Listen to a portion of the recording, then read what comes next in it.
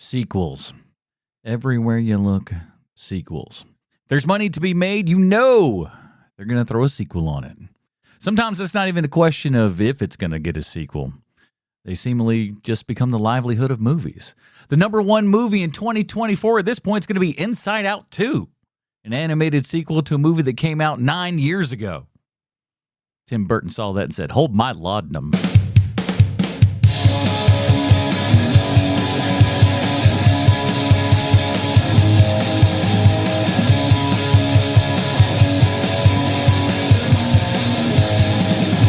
Ladies and gentlemen, welcome back to Half-Ass Movie Podcast, a show where we put together a half-ass theme as an excuse to watch movies. My name is Adam Porterson, and joining me today, his floors are all kinds of funky angles. Sweet Sean Kovacs from the internet.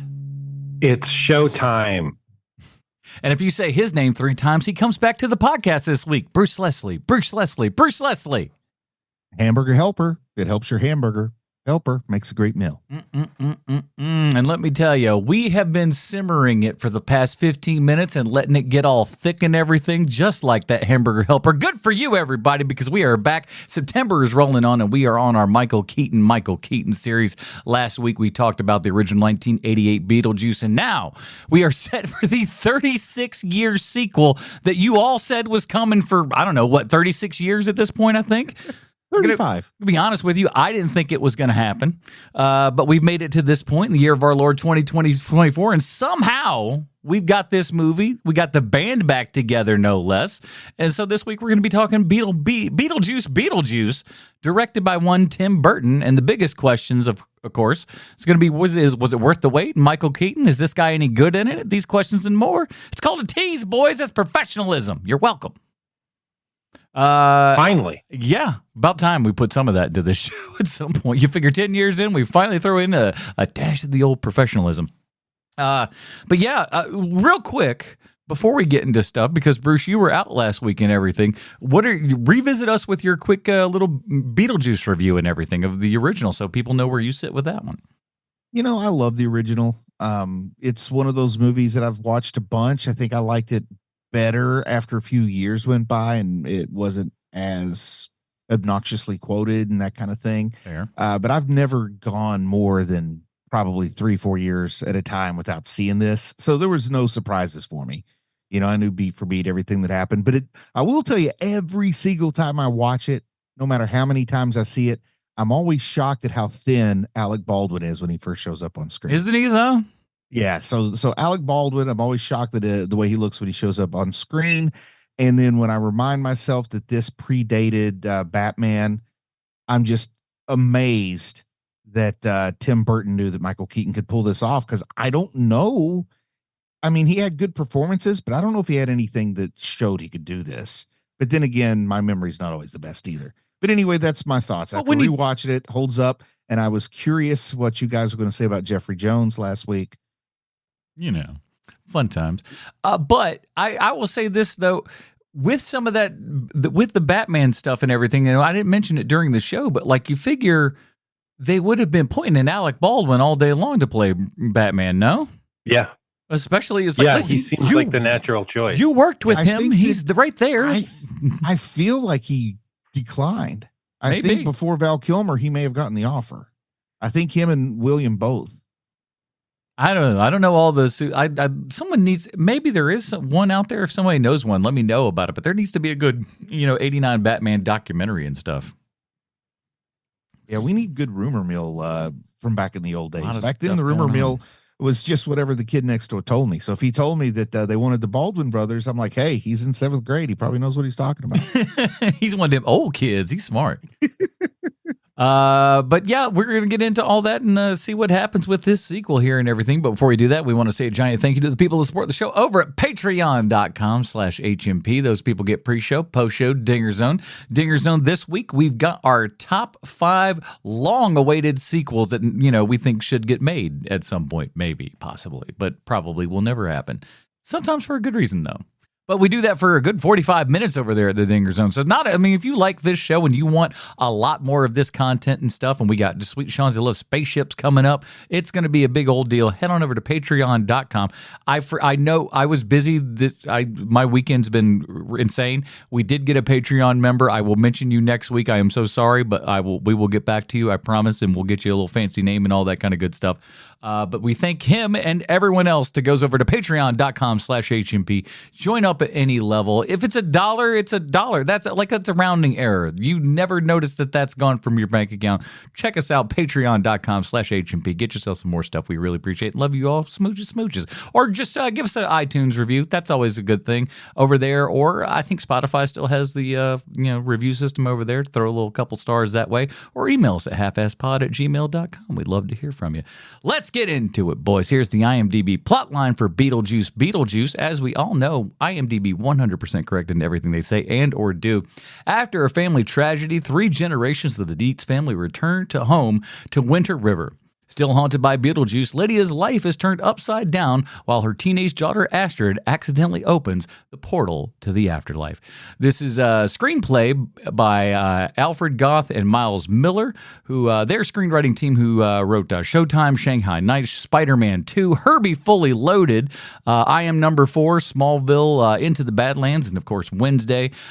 He wrote the story also. Those two guys wrote the story also with Seth Grahame-Smith, who most notably did Lego Batman. And of course, last week, as we talked, the characters by Michael McDowell and Larry Wilson, directed by Tim Burton, tons of stuff, you know him, starring Catherine O'Hara, Winona Ryder, Jenny Ortega, Willem Dafoe, Justin Theroux, I love the rhyming scheme there, Monica Bellucci, Danny DeVito, I guess they put a DEI higher and everything, huh? The ethnic name DeVito like that. And of course, one Michael Keaton. Boys, 36 years, a lot of expectations coming up. What do we have kind of built in ready for this thing? Where were the expectations? Because mine were just, as I said last week, I'm not the biggest of a regular Beetlejuice fan. I think it's a fine movie. I was hoping this was just fine enough. Where was everyone else's expectations? Mine were probably too high. Probably too high to be cautious, but not to spoil too much, I was not disappointed, but they were probably higher than what it made sense for them to be going into it. I was pretty excited to see Michael Keaton do it again. And like I said, I had just recently rewatched the first one, much like you guys. So I really, really was eager to see more of the Ghost with the Most babe. Mm-hmm. As I said last week, I went in trepidatiously. I felt like, because I saw this movie on Thursday, and I walked into the movie theater with my lady, and it was like going to a dentist appointment. It wasn't like I was going to go see a movie, because I was concerned and I wanted things to go well. This Beetlejuice has gingivitis. Well, clearly he's got mold on his teeth. But I was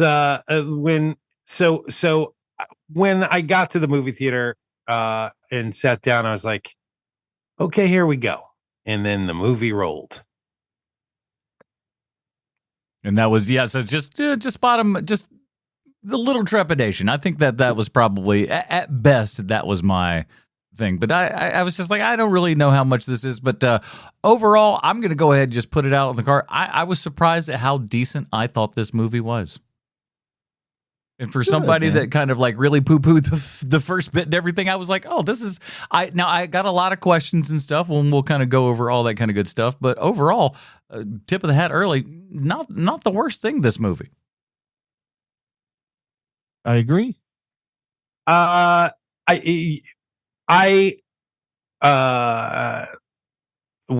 I put this into words? This movie is very good, not great. This movie has very, very good moments. I think that this is one of those sequels where it's surprising that it's good. So like people are giving it a lot more rope than they would another movie. They're judging it on a different scale, I would offer. Yes. I enjoyed the movie. I had a very good time walking out. When I walked out, I was smiling. I did not expect what we got here. They use Beetlejuice a lot more than Michael Keaton said they were going to use him. However, it's okay. I thought that he did great. One of the things that I keep seeing when I see reviews for this movie is everybody's like, it's like no time has passed with Michael Keaton. He's given the exact same performance. No, he is not. He's Michael Keaton, as I said last week. Michael Keaton, as I said last week, had done a mountain of cocaine before he was Beetlejuice, clearly, because he is on fire in that first movie. He is. I love it. I do too. I think his performance is amazing. You can't even hear what he's saying half the time because he's mumbling, and then he shouts, and then he goes back. And I as I said last week with the original Beetlejuice is a Hallmark movie for me. It's one of the movies that like it didn't make me who I am. It made me realize who I was. And so it has a special place for me. Beetlejuice, it doesn't have that same place. It couldn't possibly, but it is really surprising how good it is, because I wouldn't say that I went into it like hiding in the weeds for it, because that's not how I felt. This isn't like going to see the Power Rangers movie where I'm like, I hate this movie with a blinding passion, and I haven't even seen a second of it yet. It wasn't like that. It was more like, please be good. It was more how I felt going into this. And so I think what this movie is lacking that the original Beetlejuice has is there was so much creativity and there were so many new ideas in the original Beetlejuice that are missing from the sequel. There are some moments that are great, like top tier jokes. There's some jokes in this where I'm laughing out loud so hard my stomach hurt at certain moments.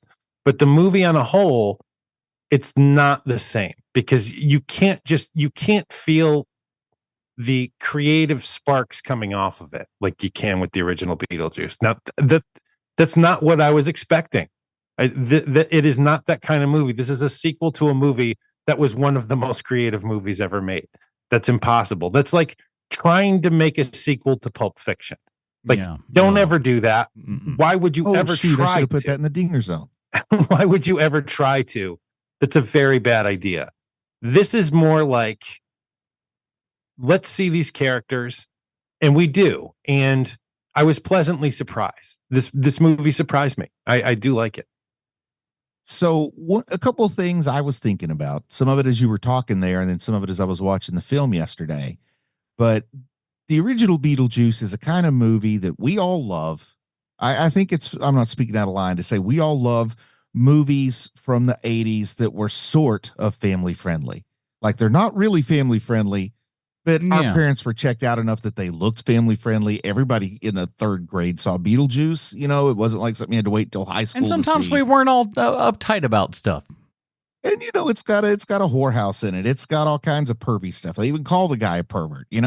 So I was worried, would the sequel be sort of family friendly, or are they going to have to push to the modern norms where you're either PG-13 or you're R, and you can't have that sort of like, boy. But I felt like they did keep it sort of family friendly. They still dealt with suicide in a not mostly respectful way. They still didn't pull their punches on a few things in the afterlife. They still dealt with some sexual issues. And, you have Justin Theroux using Lydia Dietz for her money. I think it's sort of family friendly. I was trying to think. I felt like there was some kind of joke about her dead husband being her horny little captain or something too. Like, she said something like that too. Well, she talked like that in the first movie. Yeah, but I think she also carried it on here. So I'm saying they didn't soften it, in my opinion, which is the number one thing I was worried about, was them softening it or hardening it. But I felt like they kept the tone pretty consistent. And then to follow up on what I was saying, I feel like it's judged on a different scale, and it's because we've really been burned on the 30-year sequels. Yeah. I don't know that we've enjoyed very many of them. So being good and not bad is great in its own way. Hey, listen. Yeah, I think that Beetlejuice is more Top Gun Maverick than it is Escape from LA. Yes. Mm-hmm. Yes. I think that's a great way to put it. I didn't even think about that. But and then another thing I will say though, as far as my criticism of the movie, because I did mostly enjoy it. The part I didn't like, the reason I didn't like it is it's forgettable and easy to overlook. But this movie didn't need a C plot. I really don't think it needed a C plot. My kids agreed with me that they didn't need the C plot. I don't think Monica Bellucci. I think she's her own movie. Yeah. There's another movie going on that. Yeah, there's another movie going on that she's kind of like she's the biker who's just kind of, you know, in the background revving the engine and stuff like that. So it's, hey, this is coming to get you. That's pretty much all that felt very much like Batman versus Superman: Dawn of Justice, when Doomsday just shows up at the end and what you thought was going to be a fight between Batman and Superman. But anyway, I think that the A plot and the B plot were plenty on this one. You know, you have Lydia's story and you have Astrid's story, and I think you're fine there without the Monica Bellucci thing. Or you save that for Beetlejuice, which is, you know, the name for the third movie is right there. Mm-hmm. I would have liked them to have either trimmed that plot or done something with it. Hey, listen, if she's on screen, I'm just all right with it. I'm cool with it. I don't got problems. No complaints. It feels like it's a setup for something later, is what the Monica Bellucci storyline feels like. Because it's also because it's showing you more of the afterlife with her stuff, and it feels like if and you know, with audience reaction to this movie, it sure seems like they're going to hit it again. That there'll be a third one. That I don't know. Everything I have heard now, granted, it was before the box office and everything, but everybody was really was hammering home. We're putting a fork in it after this. Oh, really? They were all those people. I mean, from Burton to Keaton, everyone was very emphatic of this is it. Oh, wow. So I don't know. At least that's what they said. You back up that Brinks truck and things can change. I'm just going to say it's too obvious with that name. Yeah, and not only that, I mean, the thing made almost $100 million in its opening weekend, which seems impossible, but these days, yeah. And I feel like Hollywood has maybe done this to other people before, or maybe I'm just making this up in my head, but looking at Tim Burton's age, they could start saying like, look, either you can make the sequel or as soon as you die, we're going to get somebody else to do it, but we need Beetlejuice. You know, like something weird like that. At least close it out on your own terms before somebody else ruins it. Well, I mean, listen, he's made some money at least with this one. He's got Wednesday going on. And again, we've been talking about, you know, Tim Burton obviously the past couple of weeks because he's directed these films and everything. But there's not a ton of time in Hollywood where he hasn't had at least a decent enough amount of pull when you think about it. Yeah, it's true. This is all tying up together too, because the stage production my son's working on right now is Big Fish. You got to be putting me on. No, I'm not. True. He's the lead in Big Fish, so there is a stage production of that. I'll keep you posted. Wow, that's crazy. But you're right, Bruce. I think my favorite line of this was Beetlejuice saying, "I believe it was Dostoevsky who said, 'Later, fucker.'" Yeah, that was a good line. I mean, like that's a line in the movie, so that's pretty sweet. My favorite line comes about 10 minutes later because he's already used the F word in this PG-13 movie, and at the end when she shows up and he goes, "Oh," and he literally censors himself. Oh yeah, that's it pretty made funny. me laugh so hard. You know, there is. Let's talk about the things that we really like about this movie before we get into like kind of and I know we've already gotten to the Monica Bellucci of it all, but I think we should focus on the good stuff first. Yeah. Because there is a lot there. Like, I think, I don't know about you guys, but I couldn't believe how good Winona Ryder was in this. Yeah, better than she is in Stranger Things, if you ask me. Far, far better. It was kind of surprising because it seemed like the natural progression. It's like she actually did some work here, where it seemed like the natural progression of where that character. How that character behaves later on in life, and she's not slapping you with ham, you know, with her stupid performance like she is in Stranger Things. This is like one of those. It's nuanced, which I didn't think Winona Ryder was capable of doing. I dare say this is the most important role in her career, and maybe she holds some special value to it. And it was important to her to like keep this, pure, because nobody's making a Heather sequel, or are they? I don't know. They're making sequels to everything. No, Yeah, Eater 2, for heaven's sake. I think she realizes she needed to, she did need to kind of step it up to here, and not for nothing, but like, her career's not just killing. It's just not. Yeah, but she's like got that Keanu Reeves money where she doesn't have to actually do anything. I understand. But I think, I believe I'll take her at face value, because she did do a lot of interviews about how important this character is and how she's thought about her almost every day for 30 some years. And she looks at this as being autobiographical almost. So I believe her that when she says that, and I think this might be one of the more important roles to her that she's done lately. But also I do love the kind of the passing of the torch that we're getting yet again with Jenna Ortega getting. All right, before you go on and praise her, I got to shit on her because I don't think Winona Ryder did fantastic. I think she did okay. Oh, you don't, huh? You don't like her performance? I think there are glimpses. I think there are moments in here where she is really good. I think there are moments in this movie where she is absolutely terrible. There are moments in here where I'm like, especially right at the beginning and stuff. And again, I may need to rewatch that, and we can maybe attribute it to some character things, but I don't think so, because she's acting this way in interviews, quite frankly. There's parts of it where I kind of like I see through, and then there are other parts that come along and sneak out, and I go, oh, there it is, because and we'll snake into it, but seeing somebody opposite with how good Jenna Ortega is at acting and stuff, and how naturalistic everything she is doing in this movie was like what Winona Ryder was doing in the original Beetlejuice. That is not there in this one. We're about to get into it, buddy. To me, this is probably Winona Ryder's best performance in 20 years, 25 years. I think that she is, she's like I said earlier, she's doing work in this movie. Like you can tell. And I know you're talking about the interview stuff. The interview stuff to me is unwatchable because she's so Hollywoody in real life that I have a really hard time. I don't watch them, so it makes it a little easier, I think.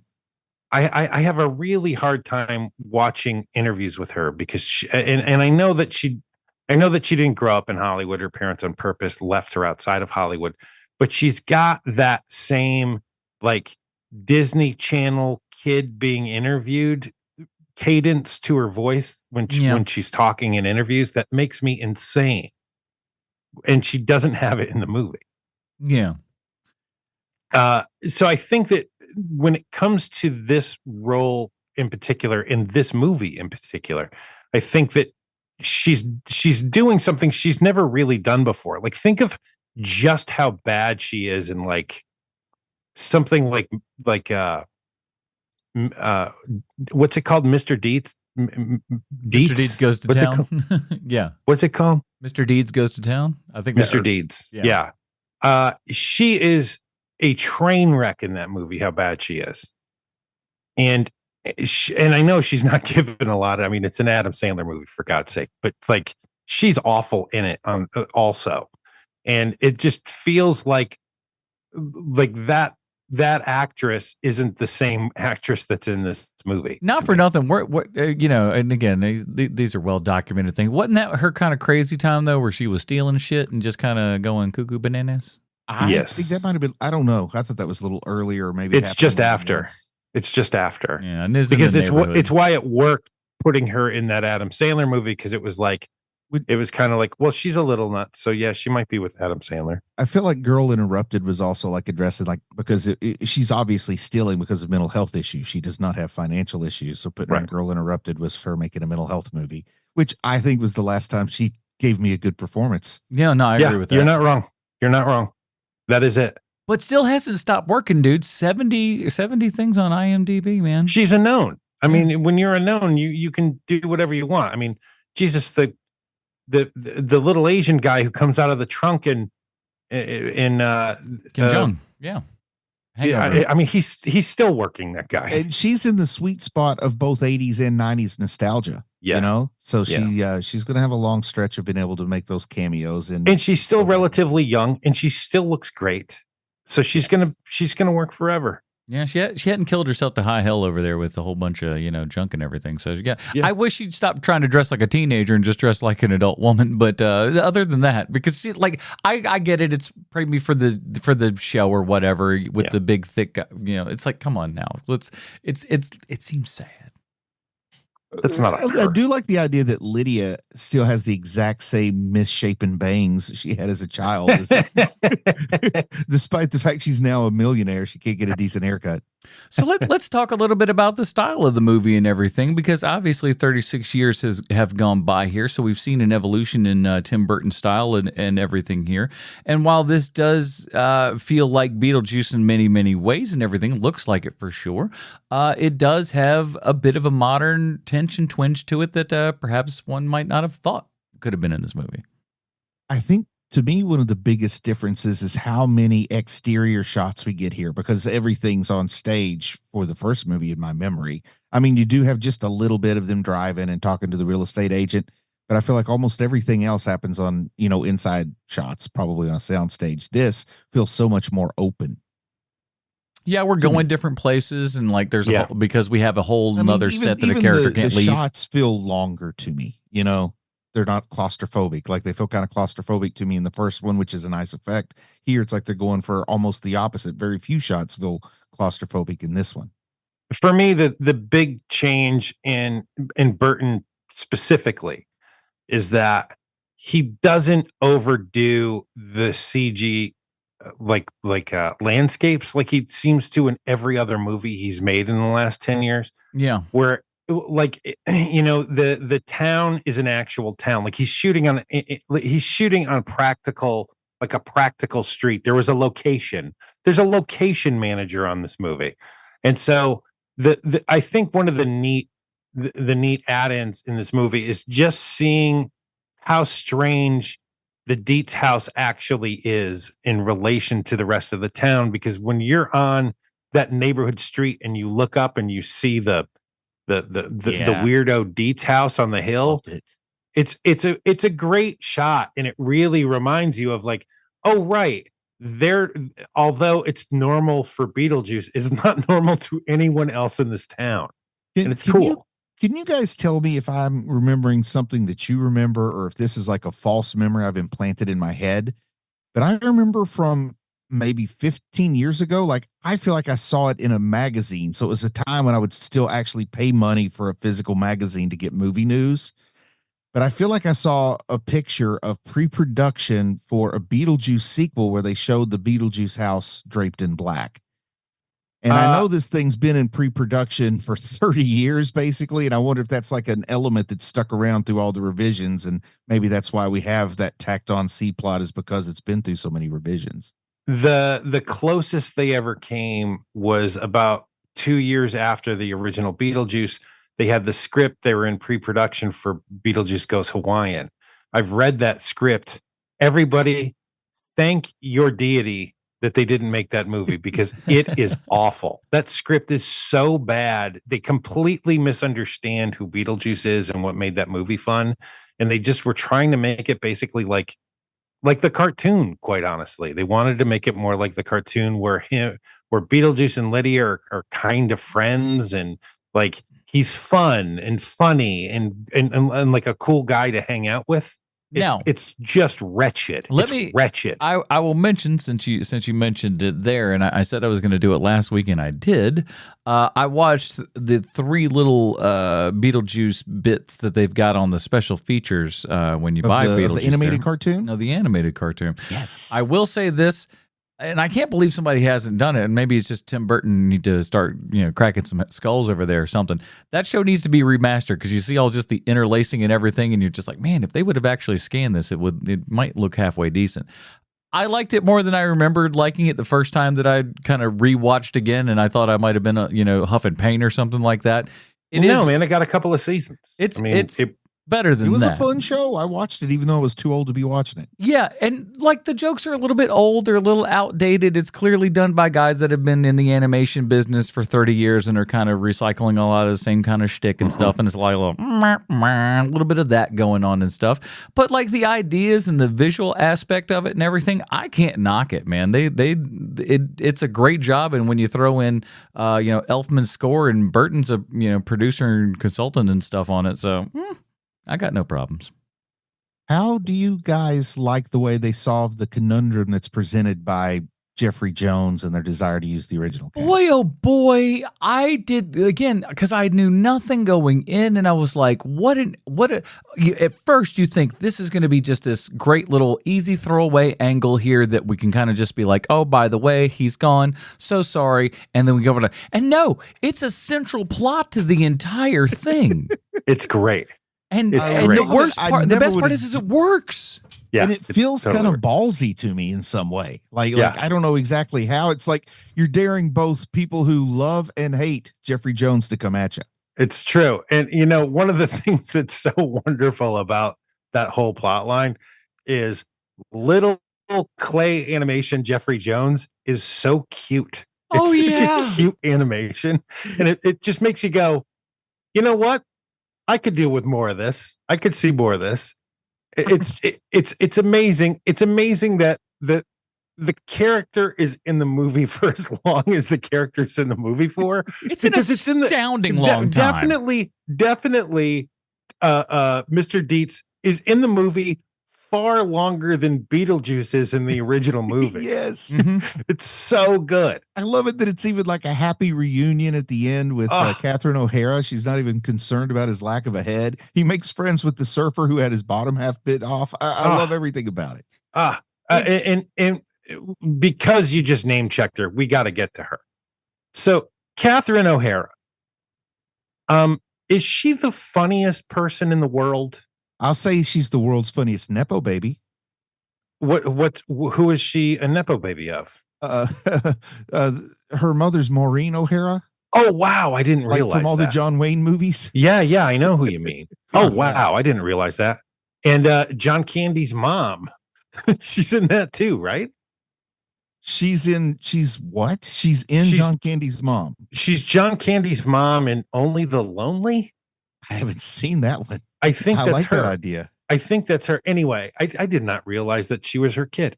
Catherine O'Hara, I noticed this in the theater. Every time she said something, the audience would laugh. Literally every single time. And if we're talking about characters where they continue on something that they've built before, having Lydia and Catherine O'Hara's character, Delia, that's her name, Delia, and having Delia have the relationship they have, and it doesn't betray the characters from the previous movie, but they're family now, they're like close now. Having that work so well, and still having her be just as batshit crazy as she was in the first one. It's just that she's like insanely successful with her dumb art. Like all of that stuff. I love it. The fact that they kept all of that in there. And Catherine O'Hara, who's probably in her mid 60s, if not 70. She's 70, man. She's got to be at least 70. Coming off the top rope, absolutely destroying, being one of the linchpins of this movie where one of the reasons why I saw this movie on Thursday was because I knew nothing about Beetlejuice going into it. Yeah. And I saw a poster, and she was on the poster on Wednesday, and she was on the poster, and I was like, damn it, I wish I wouldn't have known that. Like, I wish I wouldn't have known she's in the movie. Now that's been ruined for me. She's probably the best ever at playing the world's almost but not quite worst mom. Man, she is. Yeah, you're right. You're right. Character. That does seem to be her sweet spot. She's for not sure. the worst, but just a borderline. It's just like, Yeah, you know what? damn close. If you were Home any Alone, worse, Schitt's DSS Creek. would take them away. Honorable mention. But I also, talk about being surprised. I had no idea that Willem Dafoe was going to be in this. I had no Right, me idea neither. that Danny DeVito was going to be in it. So I had a lot of fun surprises. And Willem Dafoe's not just. Well, hold in on it. a second. Let's go back to Catherine O'Hara for a second. I'm sorry. Please do. We really need to talk about her she is the secret sauce to this movie. She is really she is the engine that makes this movie work so as well as it does, because every choice she makes in this thing is perfect. There isn't a moment where she's on screen that doesn't make the movie a little better simply by her being in the scene.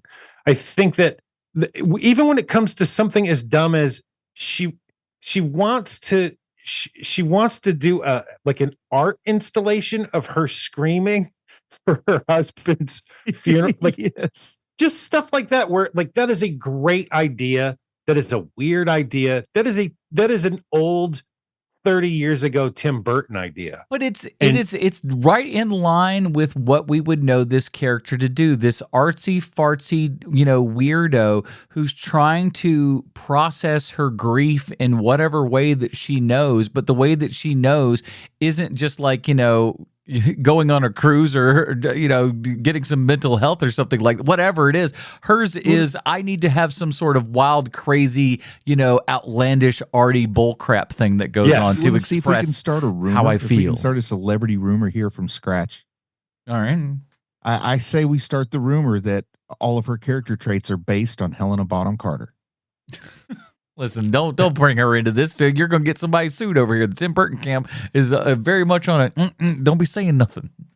Do you think that Catherine O'Hara, was she hard to get for this movie? Or do you think that she immediately was just like, absolutely, I'm all in on this? I think she's a game player. I think if she wasn't all in, she's probably not doing it. I mean, she's closer to her last cup of coffee than her first, so she's probably not worrying that much about, being able to get a Ferrari or something. She is amazing. She is so amazing in this movie. Like it put me in awe a little bit, because when you think of the class that she came up with on SCTV, yes, Eugene Levy is still amazing. Rick Moranis, even though he hasn't been around for 40 years, like he's great too, probably. But everybody who was on SNL during that time, everybody who's in Second City at that time, no one is putting in the performances at this age that she is. Oh no, not at this age. It's amazing. It's just amazing how good she is in this movie. I was blown away. Are you saying that her legacy has surpassed that of Jane Curtin? I am. I am saying. Oh, I'd say that. I take it you are not a Kate and Allie fan, my friend. Well, I would say to you that Kate and Allie hasn't aired in 35 years. Touche. I would say to you that the kid from that movie showed up in another movie, and I couldn't believe that he was in something else. And it was like, holy crap, that's the kid from Kate and Allie as an adult man. I think one of the reasons why she's as good as she is, and probably was game to go back here into this, is, and I think this again comes from like you said, working in sketch and with guests and stuff like that, where character is important, and living and embodying inside of a character is something that this woman does on a very regular basis and does really well. So I think her going, hey, I'm going back to this character that I've kind of already established in everything, and getting to kind of play around in that skin a little bit more. I couldn't imagine she wouldn't be happy and excited to do that. That's what I think too. I think that she probably once she heard that Keaton, because you have to sign Keaton. You don't make this movie if you don't have Keaton on already. So the second she learns that Keaton's on, she's probably like, absolutely, sign me up.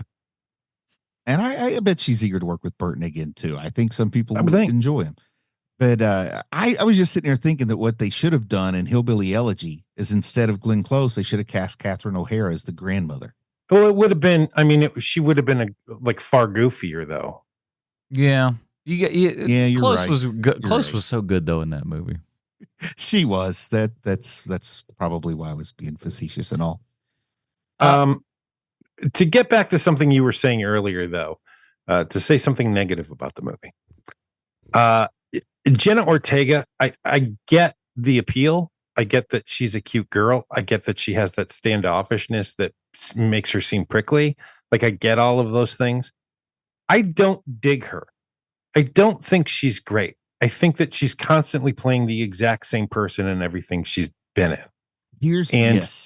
And that's not to say that that's necessarily a bad thing, but I have trouble with her whenever there's more the to the movie that she's in, like that requires more of her than just that like sort of like loathing you without saying words stare that she has. Angsty. I feel like we're in a world where the trajectory she's on now is she's always going to be a younger version of someone else, or a lesser version of someone else, or an imitation of someone else. And I don't know that we've ever seen her be her own quote unquote person yet.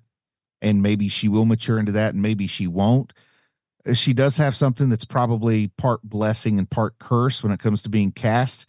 But no matter how old she is, she still looks like a kid. Like she's like 23, 24 now, right? She could play 15 still. So, you know, she's always going to be able to get that plethora of high school roles and stuff that are out there. But there might be a point where she like is suddenly can't play those anymore, but she never learned how to play something older. And then she's got, you know, the Jenny Garth conundrum. Yeah. So we'll see how it plays out. I think she's got a great launching ground to be a celebrity. I don't think she's ever going to win an Oscar, like you say, for being a great actor, but she's really good at filling a niche because there's always this need for a not too threatening goth girl. You know, it's like the torch goes from Lydia Dietz to Wednesday Addams, Christina Ricci to Wednesday Addams, Jenna Ortega. And, you know, you got her with Christina Ricci playing Wednesday to get the torch passed there. Then we get her here with Lydia to get the torch passed a second time because to the astute Addams Family fan, you know that in the old television show, Wednesday was just a cute little girl. She wasn't particularly morbid or goth. Right. And when Christina Ricci played Wednesday Addams, the director said, here, watch Beetlejuice. You're going to do an impression of Lydia because that's how we want you to be as Wednesday. And then, of course, that is what informed Jenna Ortega, and a bajillion little girls around the world love that character archetype. So there's always going to be work for Jenna Ortega until she's about 35 and the next girl with black hair and a dead face stare comes along. Wow. True. But right now, she's always going to be the person who's doing the thing with Aubrey Plaza, where it's like, I don't know why they put us together, or doing the thing with Christina Ricci, or doing the thing with Winona Ryder, but she's never going to really be doing her own thing. And she's like, got this weird thing where she's attractive, but she also feels like you're not supposed to think she's attractive because she looks young. But then again, she's not so young. But, you know, there's that whole thing in X that freaked a lot of people out, Adam. You know what I'm talking about? So she's also kind of stuck in a conundrum there because she's probably stuck between perverts and non-perverts as to what to do, because she can't get the casual moviegoer to accept her as an adult. Listen, I want all these ladies to know that I'm in their corner. I'm not like the rest of these a-holes who are over here just talking mad shit. I don't understand it. I think Jenny Ortega is actually a fantastic actress. I think she's the most naturalistic actor in this entire movie.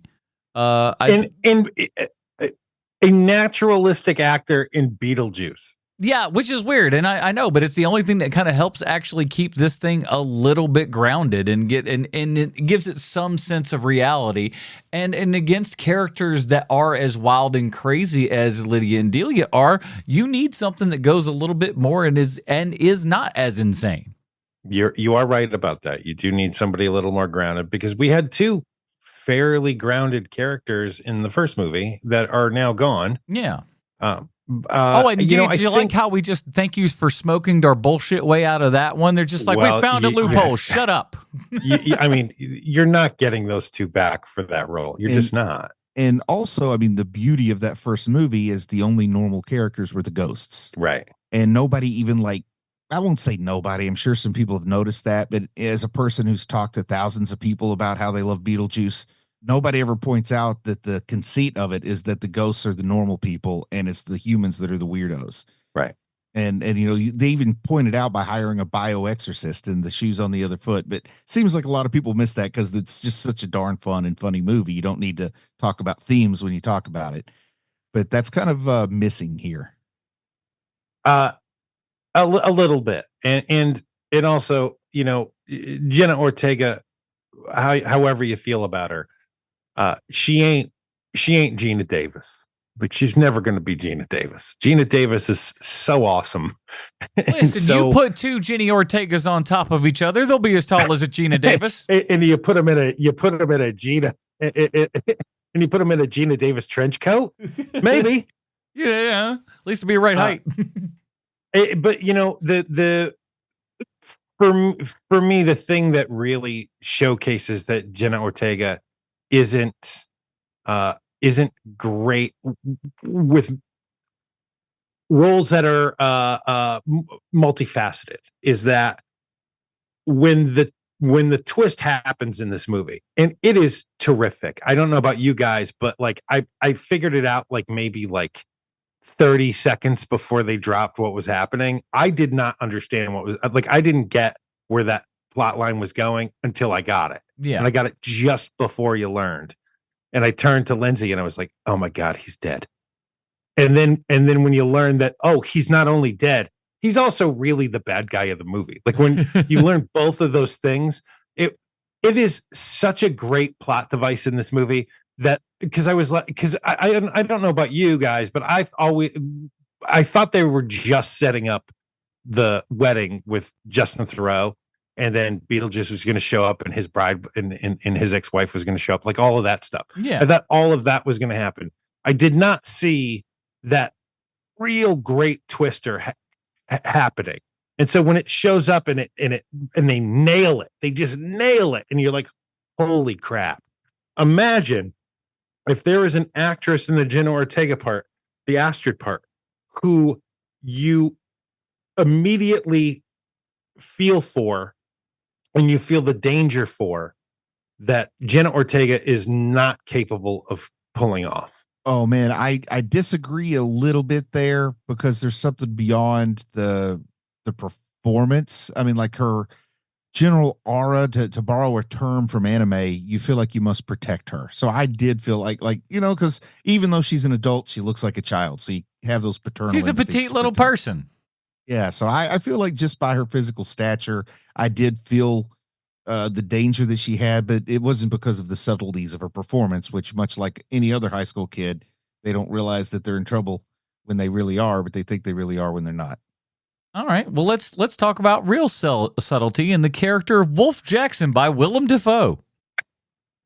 Talk about I love that I didn't know he was in it. I mean, it was just the biggest joy for me. Well, at least, like I didn't either. Saw the name in the credits in the opening, and I'm like, Willem Dafoe is in this movie. I didn't think he'd be a brain hanging out of his head detective. And then when the corpse bride started walking, I'm like, is this a Poor Things reference? Am I going to see? Is there some connection here? But there's not. But boy, I tried to force that one for a few minutes in my brain.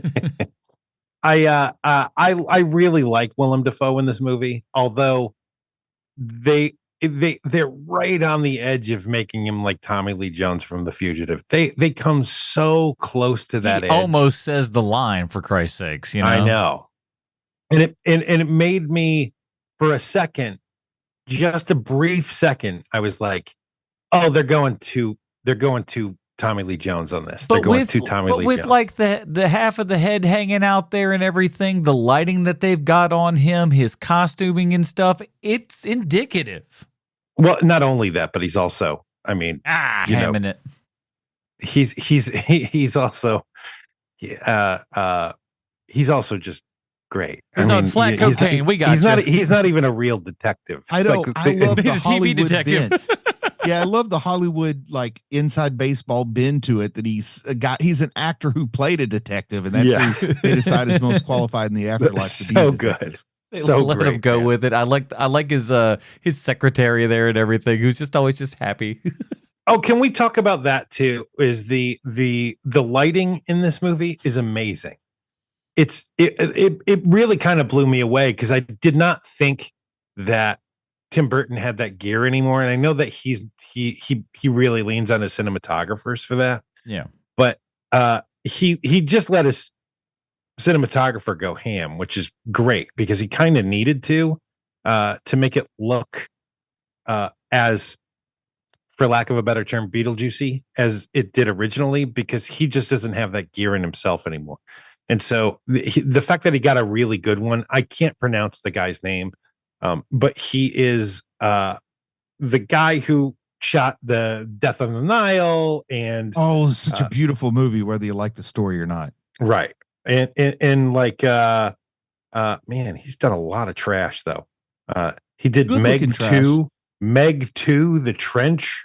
I mean, Artemis Fowl. Wow, Boy, Artemis again, they Fowl. look good. Boy, oh boy.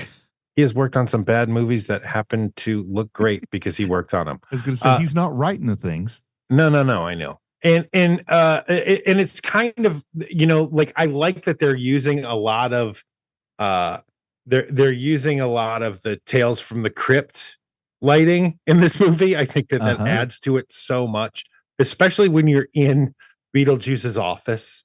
Yeah. They're using a lot of that green lighting and red lighting, and it's just so terrific. I don't know, do you call them Dutch angles or whatever, like the off-center angles with the camera? Very Tales from the Crypt.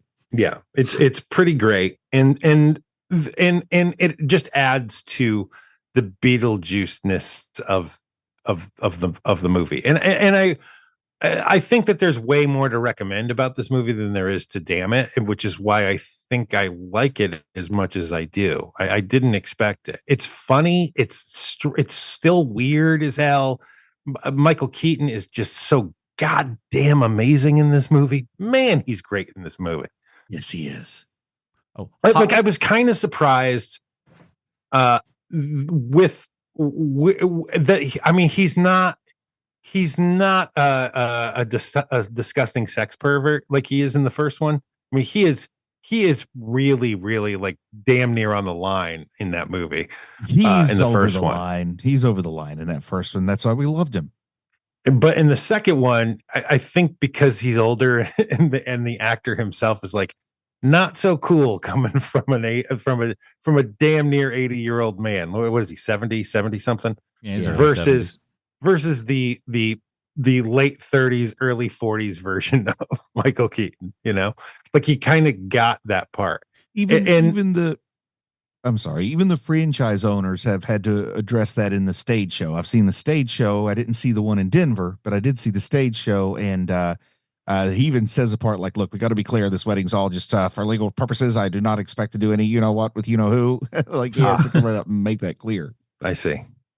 So while we're talking about that, right? While we're talking about the Michael Keaton-ness, Beetlejuice-ness of it all, they were never going to recreate the Banana Boat song.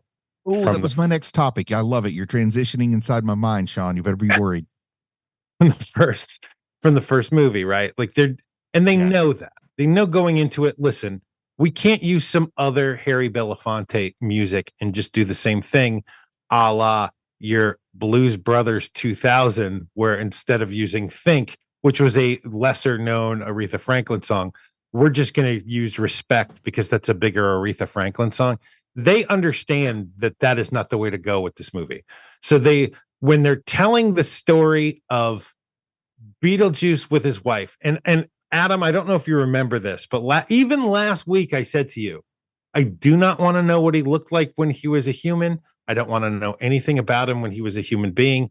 And they gave it to us anyway, but they gave it to us in a way that was so damn funny that I didn't care that he sang the whole thing in Italian. And it's just the best. Hey, listen, I do love the way they addressed that, and I'm glad people found a way to make it feel less info dumpy. Glad they didn't roll into the meme of here's what Beetlejuice looked like when he was alive, and they would show a picture of Pete Davidson. Thought that was funny, but I was just like, thank God we didn't roll into it. I do hate it because I always hung to the idea that Beetlejuice was never human. He's just an entity, like a demon of some sort, right? But I like the idea of what is he? Well, he's a Beetlejuice. So what else can he be? He's a cosmic entity. But, they made him a grave digger during the grave robber, not a grave digger, but a grave robber in the worst time to be a grave robber in the Black Plague. And of course he falls. He is not at all suspicious that this gorgeous, absolutely drop dead, gorgeous woman wants to marry his chubby looking butt. So good. Which, by the way, I mentioned it last week in how in the Beetlejuice cartoon and everything, they made Beetlejuice look far more dumpy and everything. And I was like, I looked back at the movie and I was like, well, he's kind of svelte and everything. I don't understand. And in this movie, he now looks like the Beetlejuice of the cartoon. He's got a little punch on him and everything. He looks old and beaten down, but not in the worst way. He looked like good enough. It works. I think that's a fake belly he's got on too. Oh, I don't think he's that big. Yeah, I was going to say he went from wearing a fake belly to wearing a girdle, but I think it's a fake belly in both. Yeah, I think it's a fake belly. But yeah, it looks super beat down and everything. But again, we're rolling it with that makes sense with the character, so it works. Yeah. Yes, and we haven't even talked about him yet. Justin Theroux in the movie. Justin Theroux is so good in this role, and I've had to deal with people like him in my real life so often that I could not wait for him to get his in this movie. I hate him so much in this movie. And it seems like Justin Theroux kind of loves roles like this. Oh yeah, he's a D-bag kind of role taking kind of guy. Where he loves playing the worst character in the movie. And they did a good job of making him not look attractive because he is in real life quite the handsome guy. Yes, he is. Exceptionally handsome man. And a great writer. He wrote Iron Man 2, I believe. He sure did, and he killed it. Good job, Justin Theroux. Hey, listen, when you're with Jennifer Aniston, the world's your oyster at that time. Man. And you thought that was a big enough oyster being with Jennifer Aniston. No. No. In a lifelong acting career. No. You also can write. That is unfair. Turd. That's too much. Get out of here. But he's great in this, and I literally turned to Lindsay at one point and I was like, I cannot wait for this guy to get his. I cannot wait for Beetlejuice to take this guy out. I could not wait. So it's like professional wrestling. Like they break it down to the basic emotions where you've got the heel and you're waiting to see him get what's coming to him. Yeah. And it still works no matter how sophisticated you get. The old wrestling heel that's over the top, twirling the mustache. You're always happy to see him get his in the end. Yeah. So good. Do you guys think that there's a song and dance kind of way to how Tim Burton and Danny DeVito work together? Do you guys they'd be like, "Hey, Danny, I got a little small bit for you," and Danny's like, "No, thank you. I think I'm okay. You'll be green and blue and disgusting, and have all kinds of crap flowing out of it." He's like, "Well, know how to sweeten the deal." When do I get to drink Drano? Oh my God. All right. When do I get to show up? What time? What's my call? Am I first on the sheet for that day? That's all I care about. Give me the first on the sheet for that day. Just that day. Come on. He wants to feel big. All right. Well, let's ask this question again. This movie, I think the answer is for sure that you can't, but could anybody else fill the role of Michael Keaton here? Could someone jump in and save this thing? Okay. I think Sean answered it earlier, but my goodness. Here is the thing that Hollywood may have tried to make happen, and that would be the Jim Carrey Beetlejuice if you adjust this thing by a few years. Here's the thing. Yeah. What is the mask if not Beetlejuice? Yeah. And the thing is, the Jim Carrey Beetlejuice works. It's not this movie. It's not something I want instead of this movie, but it's still a movie I would have said, that was fun. Here's the thing. Jim Carrey's Beetlejuice could go more towards the cartoon where a lot of non sequiturs and acting out in like different costumes and all kinds of crazy stuff, because that's what they, because it's animated. You can easily do all that stuff on a very, very regular basis and everything. And that would be, that'd be up Jim Carrey's alley in that kind of mask sort of sense. So I could see one of the movie trailers that I got before this movie is Sonic 3. Yeah. And Jim Carrey is back in those movies, and I think that's the way to go with him now. Like, you get as big as you want. Like I think he's so great in Lemony Snicket. You know what? That's one of the movies that we should do a sequel that I should have put on my list. Yeah. He's so good in that movie, and they just let him go and go and go. And when you let him do that, he's the best part of your movie if that's the style your movie is. So like with the Sonic movies, they know oh, Jim Carrey is our money. Like Sonic is Sonic, but Jim Carrey is really for the adults. Yeah. And watching the movie with their kids. And Damn it, I'm a Marsden man. I could totally see him playing Beetlejuice. I totally could see him playing Beetlejuice, but now it wouldn't be the same. It would be I don't know if it would be worse, but it would definitely be different. It would depend on, I would say, do you think Ace Ventura is worse than Beetlejuice? I do, but not everybody does. So that's you just broke my brain a little bit. I don't think of Jim Carrey as Ace Ventura anymore, though. I think of him more as like The Mask and as the Lemony Snicket guy, and the guy who's in the guy who's in Sonic, and the guy who is in the second Kick-Ass movie. You know, we're like, he is going full. He's the best guy, the part of that Kick-Ass movie is my favorite Jim Carrey performance, but that's because I'm a weirdo. But that is my favorite Jim Carrey. He is the best part in that movie. Now, do you guys know that the studio had someone else attached to this project, and Tim Burton vetoed it and brought Keaton in to this project? For the sequel to Beetlejuice? No, for Beetlejuice. Oh, like the original Beetlejuice, it wasn't going to be Michael Keaton. No, you got it backwards because Tim Burton wanted Sammy Davis Jr. Yes, but then he decided he wanted Michael Keaton. No, the studio said there's absolutely no way we're giving you $10 million to make a movie that stars Sammy Davis Jr. Come on, baby, what about I'm going Michael straight Keaton? to the top. Exactly, just like I said, Tim Burton wanted Sammy Davis Jr. and the studios overturned it. Right. What a real anyway, launch Sammy's career, damn it. Picture this with Beetlejuice having a glass eye. Well, you know, as I said last week on the show, to me, Sammy Davis Jr., I mean, when Beetlejuice comes out, the original Beetlejuice, Sammy Davis Jr., because I am kind of the core audience for Beetlejuice at that time. To me, Sammy Davis Jr. was that weird old guy who held the golf tournament 2 towns over from me. Yes. That seemed drunk all the time and had a weird eye. Like that's who I knew him as. So I can't even imagine him as. It's not even the same movie, not even remotely. To me, he seemed like an occasional guest on Johnny Carson. Like that would be my entire context at that point. But Robin Williams, I mean, that's the obvious choice. He's it's peak Robin Williams era too.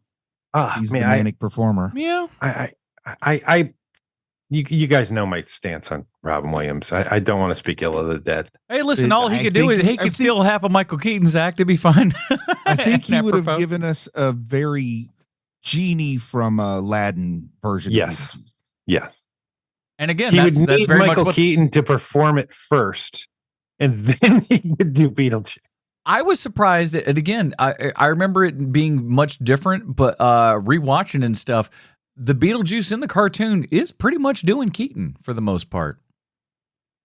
Really? Or at least a variation of that. Like he's trying to kind of sound like the Beetlejuice character for better or for worse. I think it's pretty good. Like all of he's like he speaks like him too. Oh yeah. A bit like Robin Williams is Beetlejuice in the middle of a conversation for some reason and say, "Oh look, I'm a Scottish woman trying to buy bacon in Chicago," and then he would do his little skit, and then he's like, "Oh no, I'm a captain of a deep sea vessel." I mean, it would not be focused on any kind of plot. No, well, it also, I mean, he would go to the gay voice and he would go to the black voice. Of costume changes. Yeah, or the gay black voice. Yes.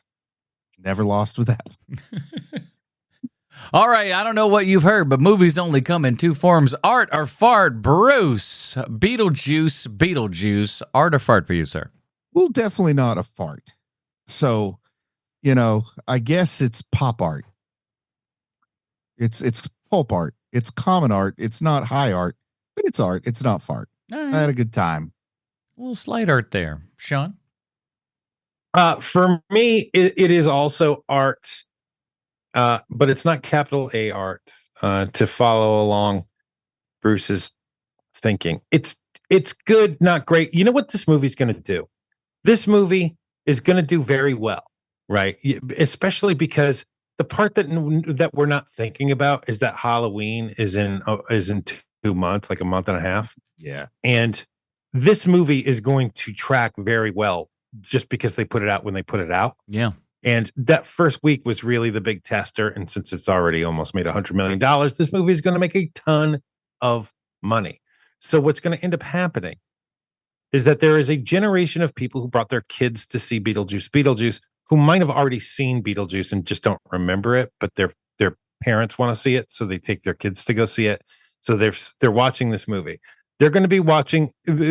Well, kids don't watch movies anymore, but there's going to be the art kids. The art kids will have watched Beetlejuice. Yes. And so then 15 years from now, whatever the equivalent to YouTube is, movie discussion is, there's going to be the discussion 15 years from now of, you know what's an overlooked movie that is a hidden classic? Beetlejuice. That is absolutely going to happen. And this is one of those movies that it's never going to be anyone's favorite movie. Well, there'll be weird kids where it's their favorite movie. I know a guy whose favorite comic book character is the Blob. But like but for the most part, this is going to be an overlooked through time movie until it isn't. And it's going to be, it's going to have a resurgence just like the first one did. Can't wait for that other kid to go, underseen classic. It made $100 million in its opening weekend, you piece of garbage. And adjusted for inflation. Is that like how you're going to be talking 15 years from now? Hell yeah. Not me, somebody. I'll just say, as there are plenty of young fans, because as a gift to Silas, we took him to Los Angeles to see the stage production last summer. Not this summer, but the one before. Then he was a Beetlejuice for Halloween, and his date was Lydia last year. And now he is all primed to play Beetlejuice in a Beetlejuice themed show choir performance at the high school. And then in children's community theater, they're doing the Beetlejuice stage production, where it looks like he's probably going to be Beetlejuice if he wants to be. Oh man, you know what? He loves Beetlejuice. I totally forgot to mention the best part of seeing this movie is that there was a family of 4 that was seated like 3 or 4 seats down from us, that were all dressed as Beetlejuice. I love it. It was so great. It was so great. And I even stopped while they were walking out. I said, "You guys look great." And they were like, "Thank you." It was just the best. Beetlejuice and the Addams Family is like perfect for those kids and kids at heart who like to think they're goth, but they get kind of squeamish around blood. Yeah. Like, that. And I'm not throwing that out there as an insult. I mean, there's like a sweet goth and then there's like a dark goth, and I get it. Not everybody's used to plucking the eyeballs out of a living person's skull like I am. Mm-hmm. It's true. But it's great for those people that like things to be kind of dark and spooky, but they don't really want anyone to have psychological problems. Right. I had 6 old ladies behind me that I wouldn't tell to shut up. I told these ladies I didn't, but I wanted to. And while they were all in their 50s, and I just wanted to be like, listen, if y'all don't shut up. What do you think of this, Adam Portress? What if I said Art the Clown is just Wednesday Addams for boys? That seems right. For me, this is just last week. If you'll remember, I rated the original Beetlejuice as just a slight fart, little toot, a little something out there for you. This one, though, surprisingly, I liked it. I thought it gave me a little bit more of kind of what I wanted. I liked the style of it. I don't know why I thought of Sean, but like when he dies and everything, and we cover the house in the black shroud and everything. Just fantastic. Man, look, man, I love a good set dressing joke. It's one of my favorite type of jokes. We're going to shroud the entire house. I'm like, that's beautiful. It's so good. It's called a house veil. So funny. So funny.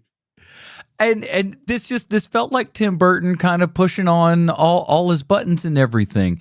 We've got real sets and stuff. It's not like your Alice in Wonderland where 89% of it is just CGI bull crap and everything. We really Dumbo. made things, we did or stuff. Your Dumbo. I didn't watch that one, so I couldn't tell you. But it's there. It feels like we're putting forth some effort here, and that this little thing actually meant something to him, and I think that certainly shows on screen. So you heard it here first, guys. Adam Portress thinks that Beetlejuice is better than the original Beetlejuice. Yeah, I think I agree with me. That is it, everybody. We got cut that. That is a soundbite. We have to absolutely use that as a soundbite. I think I agree with me. Put a marker there, Adam. You absolutely need to use that as a soundbite. I think there's a little button on here, but I don't know where to push it.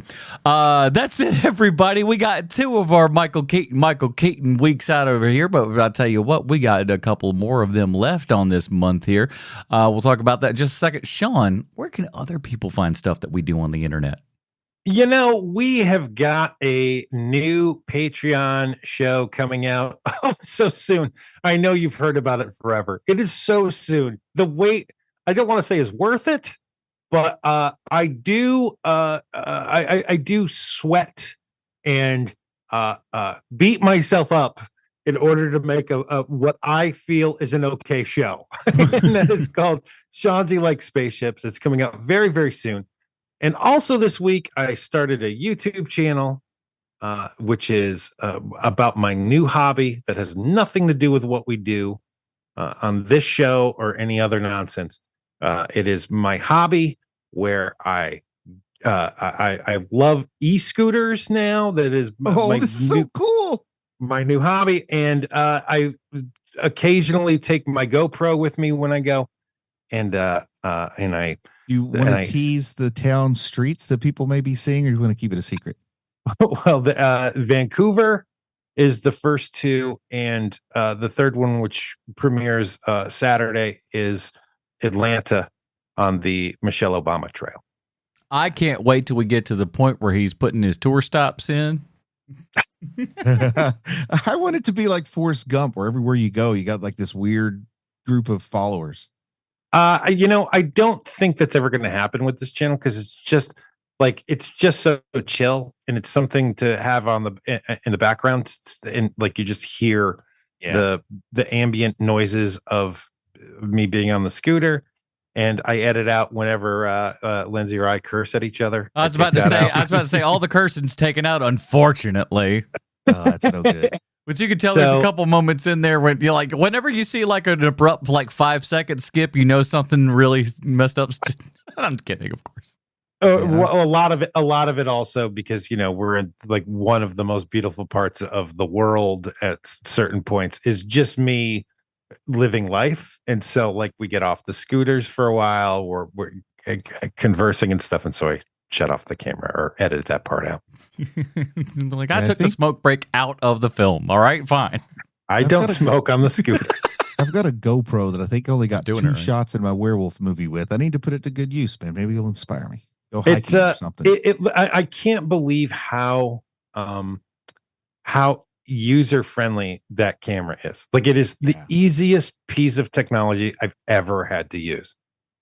It took me longer, as I told Adam last week, it took me longer to figure out how to strap it to my chest harness than to use it. Drop it in your mama's purse and find out what happens later. All right, everybody, that is it. We are covered. Next week, we're coming back for yet another Michael Keaton film, and Bruce has one up on the block for us. Bruce, what are we covering next week? Mr. Mom. I remember thinking that was a hilarious film, and I have not seen it in 40 years. All right, so we will be jumping back to Mr. Mom. That is currently available on Tubi, so we'll check that out next week, everybody. For Bruce Leslie, Sweet Sean Kovacs from the internet, I'm Anna Portress, reminding you that the only difference between art and fart is an F.